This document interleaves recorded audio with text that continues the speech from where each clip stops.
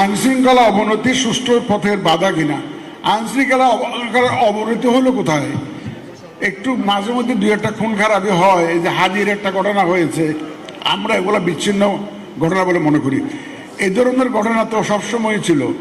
আগে আগে কি আহসানুল্লাহ মাস্টার খুন হয় নাই? এরকম তো অনেক আগে হয়েছে, ঘটনা তো অনেক আছে।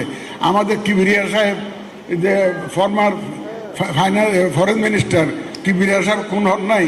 ইলেকশন আসলে এই ধরনের ঘটনা হয় বাংলাদেশে, এগুলো নতুন কিছু না। সুতরাং আইন শৃঙ্খলা পরিস্থিতির বড় উন্নতি হয়েছে। আপনার 5ই আগস্ট 24-এর সাথে তুলনা করুন।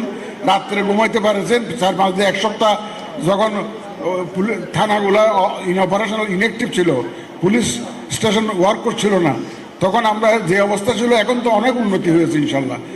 আমরা তো একটা শান্তিতে চলাফেরা করতে পারতেছি, রাস্তাঘাটে চলাফেরা করতে পারতেছি, শান্তিতে ঘুমাতে পারতেছি।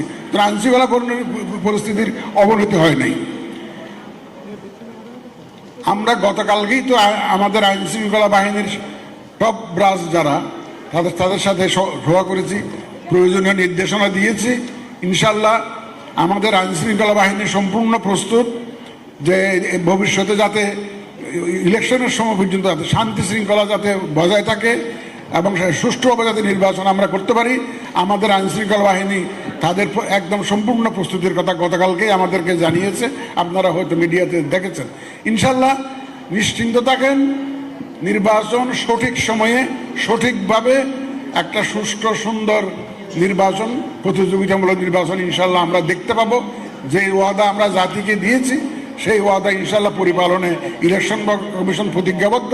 আপনাদের সবাইকে সাথে নিয়ে ইনশাল্লাহ আমরা একটা সুন্দর নির্বাচন উপহার দেবো। Fully prepare to move ahead. Election হবে ইনশাল্লাহ, সবাইকে সাথে নিয়েই হবে, সবার সহযোগিতা নিয়েই হবে। এ ব্যাপারে কোনোই শঙ্কা নেই। যাই আসুক না কেন, যত ধরনের দুশ্চিন্তা আপনাদের মাথায় আসুক না কেন, দুশ্চিন্তা মাথা থেকে ঝেড়ে ফেলুন। নির্বাচনের জন্য প্রস্তুতি নিন আপনারা সবাই মিলে, যাতে একটা সুন্দর নির্বাচন আমরা করতে পারি।